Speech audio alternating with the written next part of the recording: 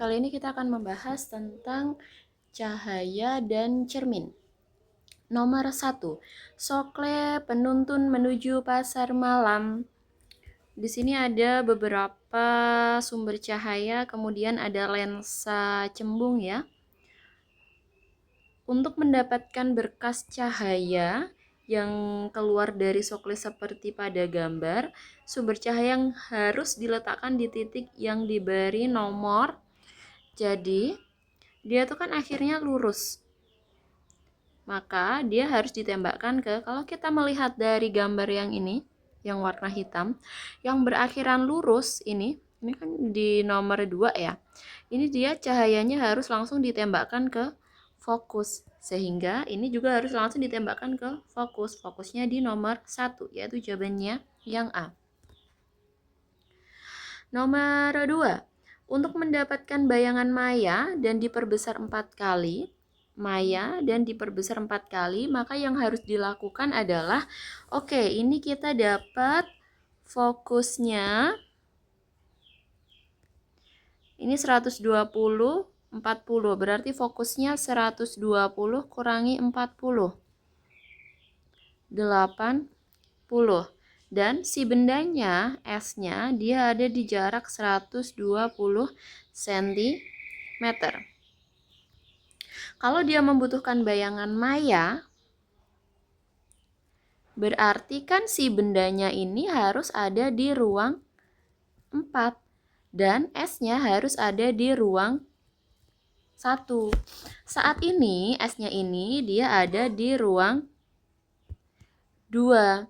Nah, setelah itu, berarti kan mau tidak mau kita harus menggeser si S-nya ini mendekati lensa. Berarti kita cek. Kalau yang A ini S-nya dia menjadi 120 kurangi 60, yaitu 60. Yang B S-nya menjadi, ini kalau tak tulis di sini nggak muat ya. Tak tulis di sini aja ya. A, B, C, D. Tadi yang A S-nya jadi 60, yang B S-nya 20 cm mendekati lensa, berarti 120 kurangi 20. 20. Yang C 120 kurangi 80, S-nya menjadi 40. Yang D S-nya menjadi 120 kurangi 100, 20 cm. Maaf, yang B ini bukan jadi 20 ya. Yang B ini 120 kurangi 20 jadi 100. Lah, jawabannya yang B ini tentu bukan, karena dia masih ada di ruang 2. Berarti jawabannya antara A, C, maupun D. Nah, yang A, C, maupun D itu sudah maya. Tapi kita cek dulu perbesarannya. Berarti kita cari S aksennya. Rumusnya kan 1/s aksen sama dengan 1/4 fokus kurangi 1/s. 1/4 fokusnya 80 kurangi 1/s-nya 60. Kita membuktikan yang A dulu ya. Disamakan penyebutnya jadi 240. 3 min 4. Jadi min 1/240. Sehingga S aksennya negatif 240/1 atau negatif 240. Lah, tanda negatif di sini artinya bahwa bayangannya bersifat maya. Kemudian kita cek perbesarannya. Perbesarannya kan S aksen per S, berarti 240 per, tadi S-nya kita pakai 60. Lah, kalau perbesaran itu nggak ada minus ya. 240 dibagi 60 adalah 4 kali. Berarti jawabannya adalah yang A. Selanjutnya nomor 3. Fenomena sandok. Kadang juga disebut dengan partheolin atau sebuah fenomena ketika kita bisa melihat adanya kumpulan cahaya tambahan di kedua sisi matahari. Kumpulan ini bisa terlihat seperti bola yang membuat kita berpikir kalau cahaya ini adalah matahari tambahan. Mataharinya lebih dari satu. Sandok ini terjadi ketika cahaya matahari bersinar menembus kumpulan lempengan es kristal. Ini menembus kumpulan lempengan es kristal heksagonal yang tersusun secara horizontal di langit yang mengakibatkan cahaya itu dibelokkan dengan sudut minimum 22 derajat. Proses ini bisa disamakan dengan proses penciptaan pelangi. Disamakan dengan terciptanya pelangi yang terbentuk karena cahaya matahari yang menyinari tetesan air di angkasa. Fenomena ini bisa muncul di mana saja dan kapan saja. Ini bisa muncul di mana saja dan kapan saja. Namun, ia akan lebih mudah terlihat ketika matahari berada pada posisi yang lebih rendah. Ini akan lebih mudah kalau mataharinya ini ada di posisi yang lebih rendah. Pada matahari terbit, matahari akan matahari akan naik semakin tinggi.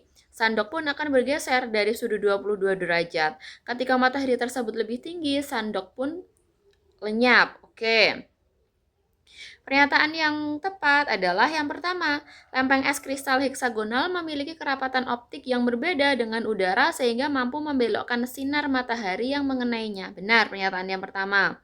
Pernyataan yang kedua, proses pembiasan cahaya oleh lempeng es kristal di angkasa berperan dalam pembentukan fenomena sandok. Benar, jadi jawabannya adalah 1 dan 2. Nomor 4. Langsung ke pertanyaannya. Andre menemukan bayangan pada layar paling jelas saat meletakkan layar pada jarak 60 cm dari lensa. Jika Andre menginginkan bayangan tampak di layar lebih besar, maka yang harus dilakukan Andre adalah, jadi kalau bayangannya mau lebih besar, ini terjadinya pada lensa cembung maupun cermin cekung ya. Yang harus dilakukan adalah mendekatkan benda ke fokus.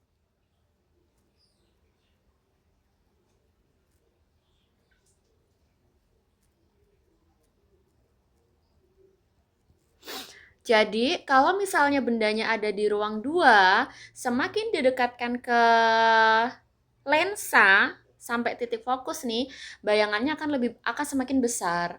Terus, kalau bayangannya ada di ruang 1, semakin dijauhkan dari lensa maupun cermin sampai di titik fokus, bayangannya akan semakin besar. Jadi tuh kesimpulannya, semakin didekatkan ke fokus, bayangannya akan semakin lebih besar. Jadi ini jawabannya adalah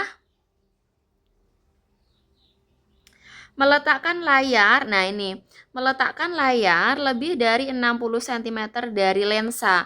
Kenapa? Karena si posisinya ini nanti kalau dia semakin didekatkan ke fokus, si bayangannya ini akan semakin besarnya itu mundur kalau kasusnya pada lensa cembung. Kemudian menggeser slide 2 cm mendekati fokus lensa. Berarti jawabannya yang A. Nah, kenapa kok tidak yang D? Lah, kalau yang D ini kan tepat pada fokus lensa. Nah, kalau tepat pada fokus lensa ini tidak terbentuk bayangan.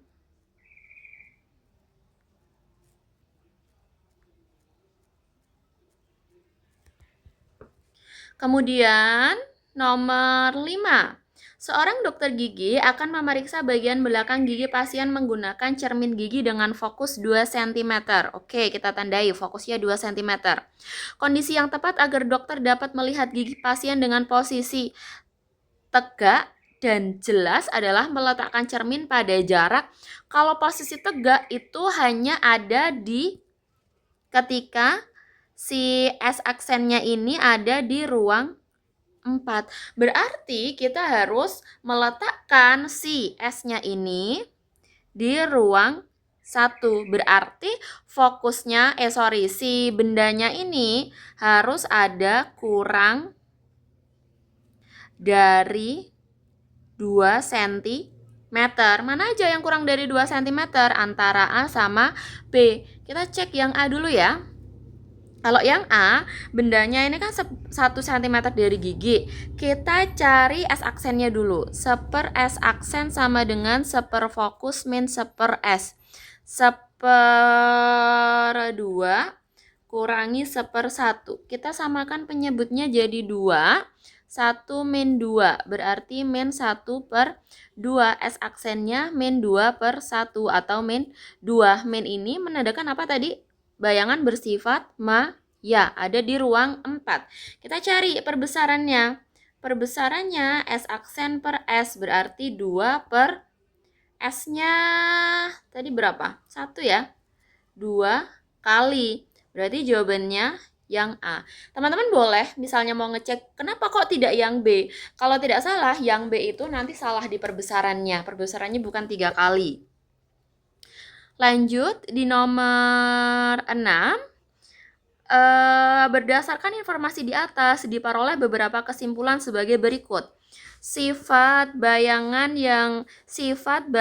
dari benda yang terletak di antara F sampai P, berarti kan ini bendanya ada di ruang 2, adalah nyata, terbalik, dan diperbesar. Benar ya? Kemudian pernyataan yang kedua, jarak fokus cermin 4 cm. Benda diletakkan pada jarak 8 cm dari cermin. Berarti bendanya ada di posisi P, S-nya, atau di 2 kali fokus. Bayangan yang terbentuk terletak di titik P. Benar. Karena kalau misalnya bendanya ada di P atau 2 kali fokus, nanti bayangannya juga di 2 kali fokus dengan sifat yang nyata, terbalik, dan sama besar. Jadi jawaban yang benar ini yang A. Lanjut nomor 7. Pernyataan cermin yang dipergunakan untuk mengurangi resiko kecelakaan adalah cermin cembung. Ini cermin cembung. Nah, sifat cermin cembung itu cuma satu, yaitu maya, tegak, dan diperkecil. Oke, kita cek pernyataan 1. Menggunakan cermin cembung yang sifat bayangannya maya, tegak, diperkecil. Benar. Pernyataan 2, menggunakan cermin cembung bersifat menyebarkan cahaya. Benar ya?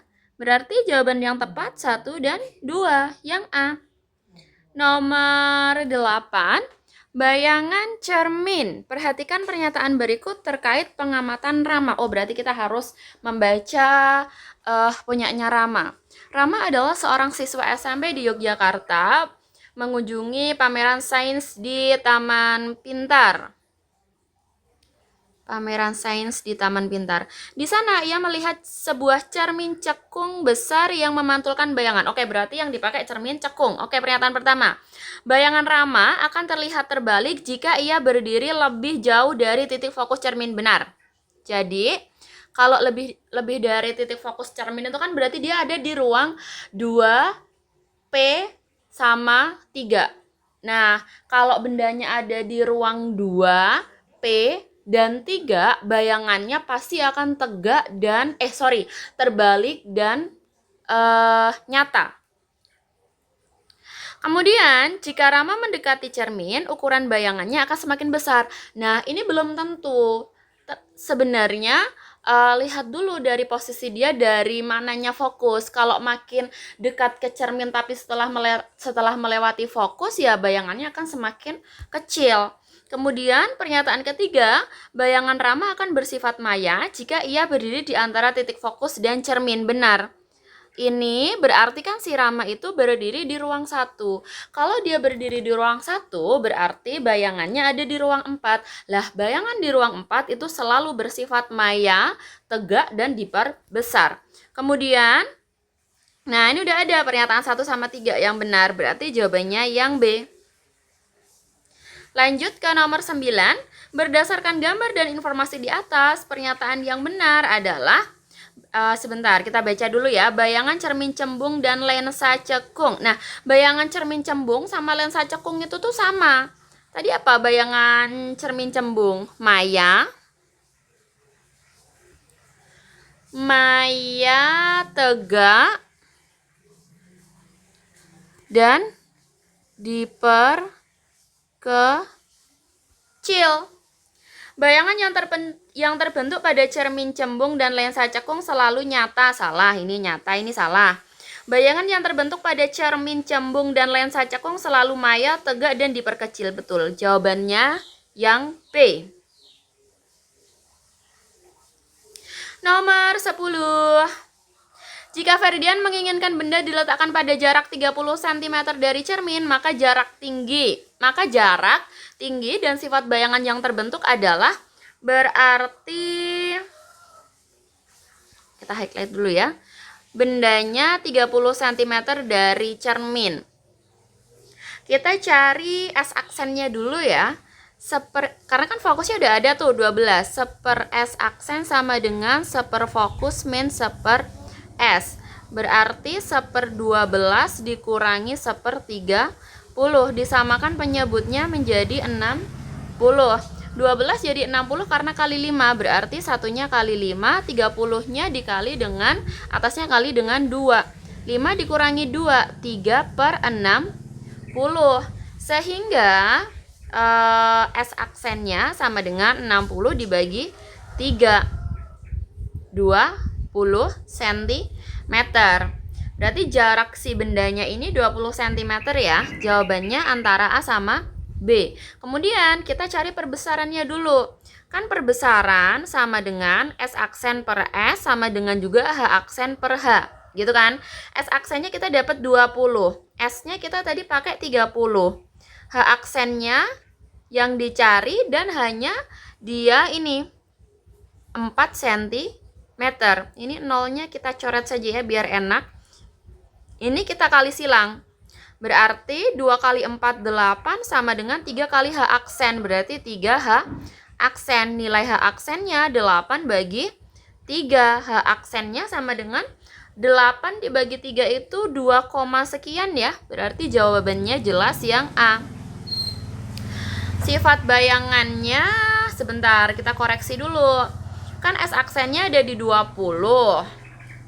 20 itu berarti antara fokus dan P ya. Ya, berarti dia ada di ruang 3 bayangannya.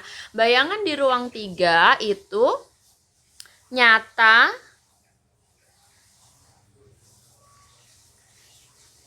terbalik, diperkecil.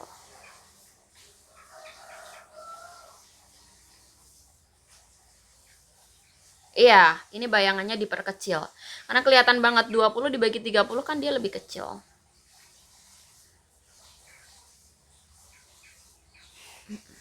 Oke, kita lanjutkan ya. Nomor 24. Rama melakukan percobaan 3 dengan menggeser objeknya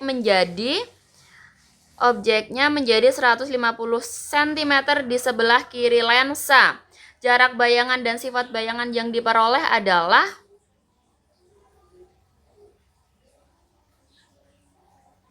ini kita cari dulu ya fokusnya. Coba, kalau dari percobaan yang pertama, ini kan S-nya 100, S aksennya juga 100 ya. Seper F sama dengan seper S ditambah seper S aksen. Seper 100 ditambah seper 100. Berarti 1 tambah 1 per 100. 2 per 100. Berarti F-nya 100 per 2. 50 ya. Kalau menggesernya 50 cm di sebelah kiri lensa, berarti kan S-nya menjadi 150. Berarti S aksennya, seper S aksen maksud saya. Di sini ya biar leluasa. Seper fokus kurangi seper S. Seper 50 kurangi seper 150. Kita samakan penyebutnya jadi 150. 3 min 1 ya. 2 per 150. S aksennya 150 per 2, 70 5. Ini yang ditanya jarak bayangan. Jarak bayangannya 75. Ini. Di sebelah kanan lensa, sebentar. Ini berarti dia ada di ruang, bendanya ini ada di ruang 50 kali 2, 100. Ada di ruang 3. Berarti S aksennya akan ada di ruang 2. Sifat bayangan di ruang 2 yaitu nyata, terbalik, dan diperkecil. Yang B.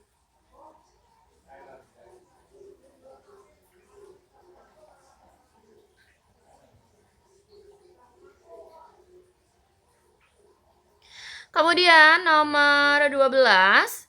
Ibu Desi seorang dokter gigi menggunakan kaca gigi untuk melihat kondisi gigi pasiennya. Kaca gigi yang digunakan memiliki fokus 2. Bu Desi menginginkan bayangan bisa dilihat tegak dan memiliki perbesaran 4 kali dari bendanya. Tindakan yang harus dilakukan Bu Desi adalah, ini jawabannya yang A. Kita cek ya. Ini kan berarti bendanya 1,5 ya. Kita cari S aksennya. 1/per S aksen sama dengan 1/per fokus min 1/per S. 1/2 kurangi 1/per 1,5. Kita samakan penyebutnya jadi 6. 3 min 4 sama dengan min 1/6. Berarti S aksennya sama dengan min 6. Perbesarannya S aksen per S. S aksennya tadi 6, S-nya 1,5. Berarti 4 kali. Benar kan? Yang A. Terus nomor 13. Ketika Edward menggeser posisi lilin mendekati cermin, maka bayangan di layar kabur. Sehingga untuk mendapatkan bayangan jelas, Edward harus menggeser layar semakin dekat dengan cermin. Oke. Bagaimana cara Edward mendapatkan bayangan lilin yang sama besar dengan bendanya? Nyatakan pernyataan berikut benar apa salah.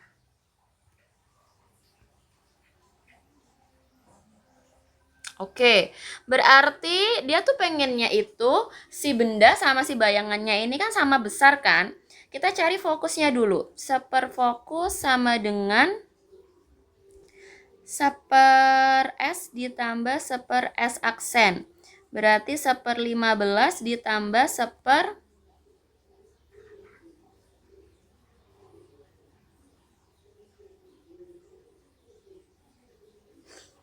1/30.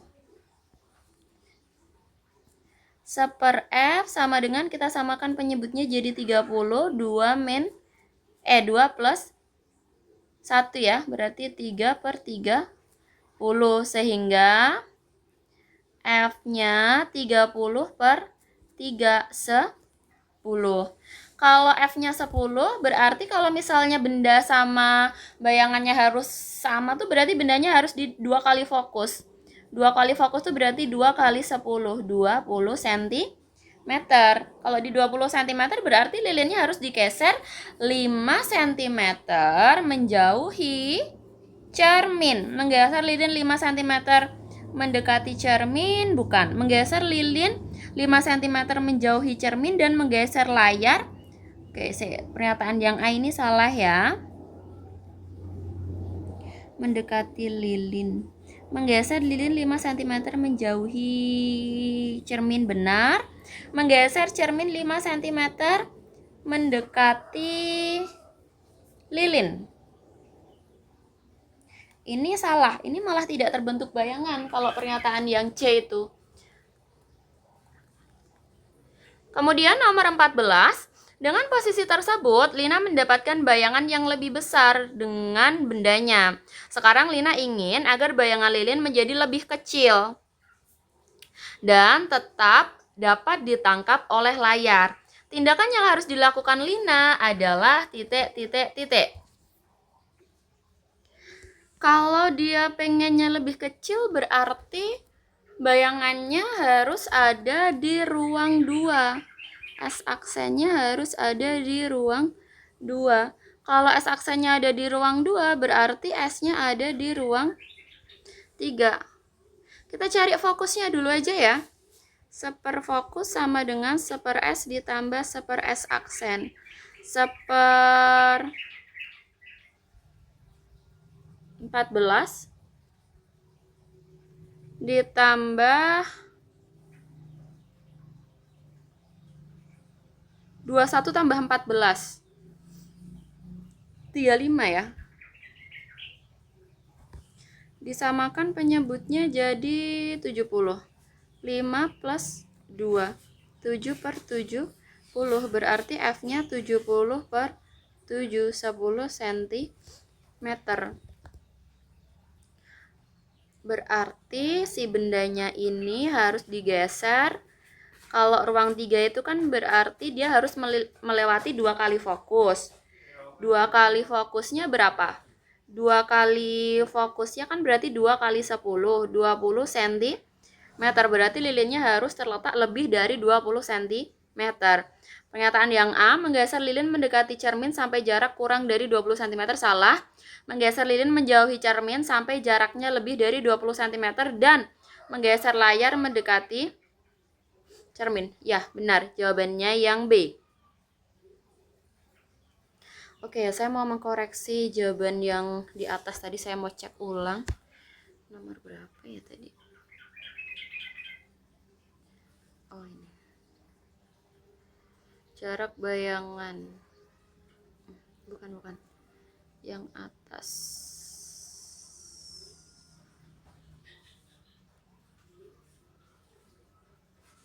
Sebentar ya, kita cek ulang lagi ya.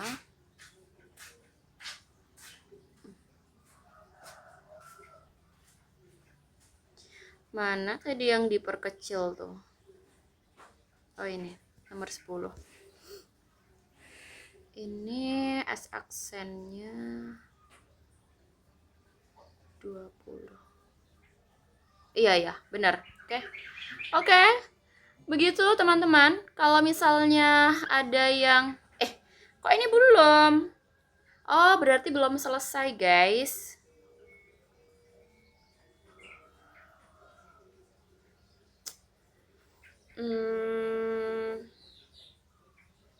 Kita pakai 2 part ya.